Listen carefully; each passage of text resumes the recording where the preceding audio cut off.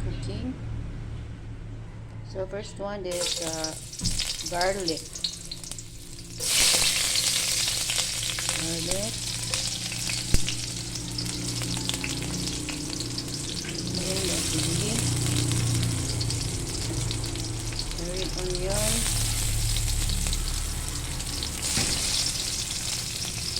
Tomato.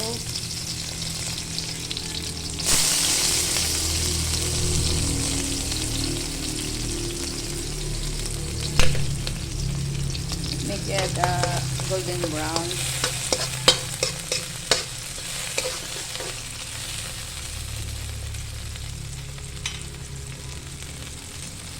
So I prepared the mushroom, and this one the green spring onion, chili, and the egg. The egg or a bet. This is also guys, the mushroom, omelette mushroom, also good for a cheese, but for me, I don't put a cheese since I don't like cheese because it's fat food. One and the mushroom.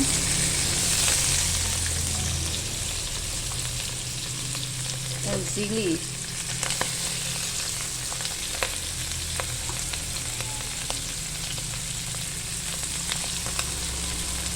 Need to golden brown.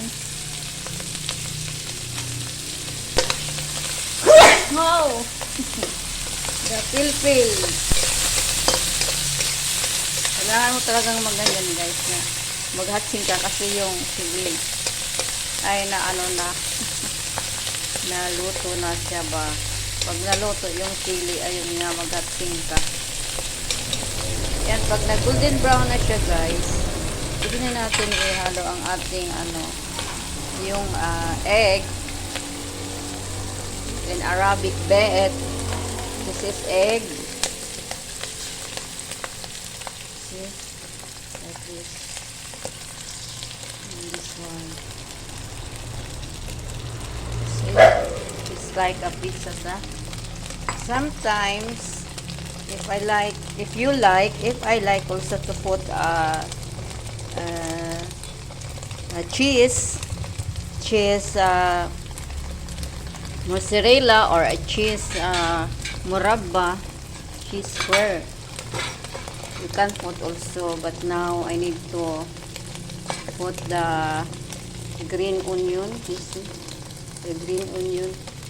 You can put also black pepper, but today I don't have black pepper. Only I put the mint leaves. The mint leaf also is good for bread omelette and egg omelette. See? Like this, or like this. See? But this is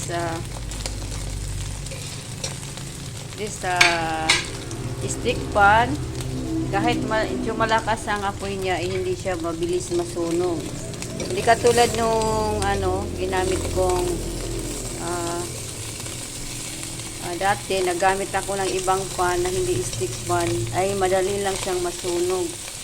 Ito guys, medyo siya, hindi siya ganun na masunog yung iyong niluluto. But this is a nice food guys.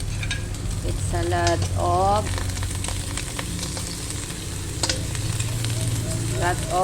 vitamins. See that?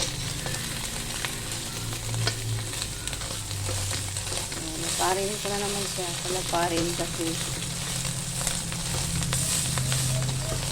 para maluto yung sa ilalim na egg, di ba? Ayan. Wag lang palakasan ang apoy guys para hindi siya masusunog. Medyo mahina lang siya. Pwede mo naman ang ganyan, no? Diba?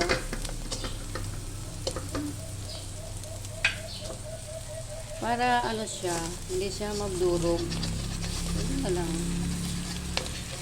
Hindi na ang gawin mo, diba? Tapos baliktarin mo. Or hatiin mo ng 4 na beses. Ayan. So, ganyan.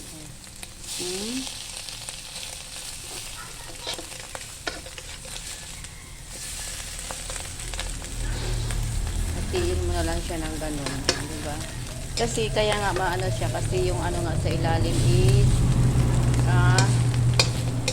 mushroom. Ayan. Ayan na siya guys.